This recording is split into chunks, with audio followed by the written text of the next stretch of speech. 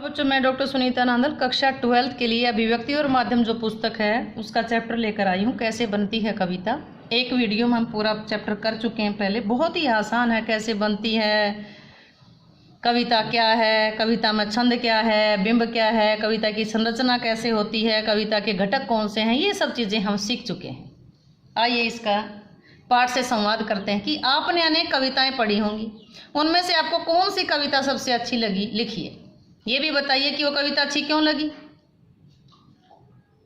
आप कोई भी कविता लिख सकते हैं, किसी भी कवि की लिख सकते हैं जो आपने बचपन से लेकर आज तक पढ़ी हो। जरूरी नहीं कि आप ये लिखेंगे, कोई भी कविता कैसी लगी, क्यों लगी, ये बताना है। यूँ तो मैंने अनेक कविताएं पढ़ी हैं, परंतु मुझे कविवर निराला द्वारा रचित भिक्षुक नामक कविता बहुत अच्छी लगी। कविता का अंश पद्यांश देखिए। वह आता दो टूक कलेजे के, करता पछताता पथ पर आता। पेट पीठ दोनों हैं मिलकर एक, चल रहा लकुटिया टेक। मुट्ठी भर दाने को, भूख मिटाने को, मुंह फटी पुरानी झोली को फैलाता। दो टूक कलेजे के, करता पछताता पथ पर आता। ये भिक्षुक कविता से ली गई है। कवि हैं इसके सूर्यकांत त्रिपाठी निराला। ये कविता का प्रथम काव्यांश है, जिसमें कवि ने एक भिक्षु की दीनहीन दृष्टि का बड़ा मार्मिक वर्णन किया है। इसमें कवि की गहन मानवीय संवेदनाएं देखी जा सकती है। बिंब छंद की दृष्टि से विशेष महत्व रखती है। एक दीनहीन भिक्षुक का बिंब हमारी आंखों के सामने अंकित हो जाता है। भले ये कविता छंद मुक्त में है, लेकिन इसमें आंतरिक लय विद्यमान है। शब्द चयन बड़ा सार्थक सटीक है। अनुप्रास अलंकार का प्रयोग है। भाषा में लय का समावेश है। अनुप्रास अलंकार है। चित्रात्मक भाषा का सुंदर उदाहरण कहा जा सकता है। प्रसाद गुण है। करुणा रस है। अंत में हम कह सकते हैं कि प्रस्तुत काव्यांश में सहज, सरल और भावानुकूल भाषा का प्रयोग किया गया। आपके जीवन में एक ऐसी घटनाएं घटी होंगी जिन्होंने आपके मन को छुआ होगा। उस अनुभूति को कविता के माध्यम से लिखने का प्रयास कीजिए। मैं प्रातःकाल उठकर भ्रमण करने के लिए नगर के टाउन पार्क में जाता हूँ। आजकल बसंत ऋतु है। पार्क में रंग बिरंगे फूल खिले हैं। एक दिन सवेरे सवेरे आकाश में हल्के हल्के बादल छा गए। हल्की हल्की बारिश होने लगी। पीपल के पेड़ के नीचे बैठ गया और उन हंसते मुस्कुराते फूलों को देखने लगा। इस अवसर पर मैंने छोटी सी कविता रची। क्या है कविता? आप भी लिख सकते हैं, अपनी कविता बनाकर लिखिए। आपका कविता का शीर्षक बनाया सुंदर फूल। देखो कितने प्यारे फूल, सबसे न्यारे दिखते फूल, कांटों से ये घिरे हुए हैं फिर भी लगते सुंदर फूल।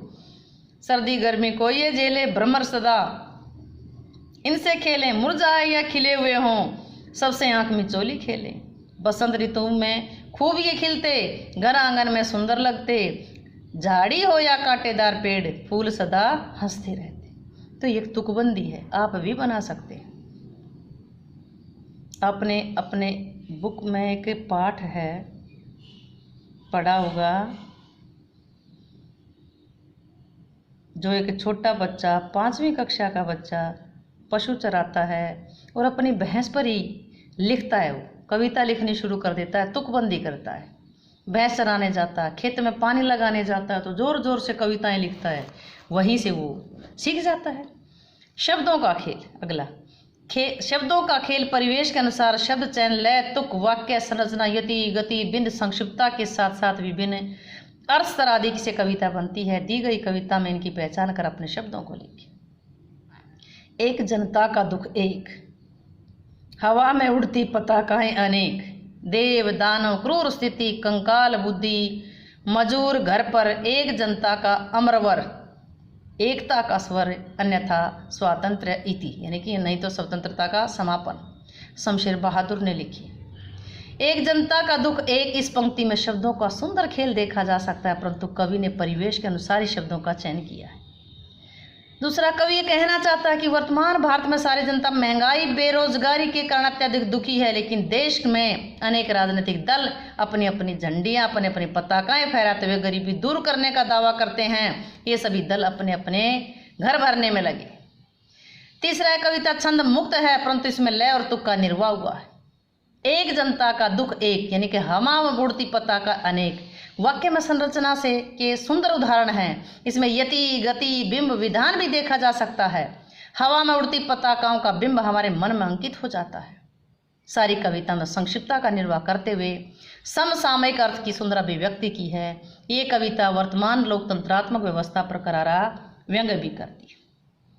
तो बच्चों, हमने ये पढ़ा कविता क्या है, कैसे बनती है कविता, कैसे संरचना होती है, कैसे घटक हैं, कैसे छंद प्रयोग होते हैं, कैसे बिंब होते हैं, और कैसे शब्दों का जोड़ना, शब्दों का उछल कूद करना से, यानी कि एक सार्थक प्रयोग बनने से ही कविता बन जाती है। तो आप भी बनाना सीखिए, मन के भावों को कविता के माध्यम से व्यक्त करना सीखिए। उम्मीद है कि वीडियो अच्छी लगी होगी। अच्छी लगी हो तो वीडियो को लाइक करें, शेयर करें, चैनल को सब्सक्राइब करना ना भूलें।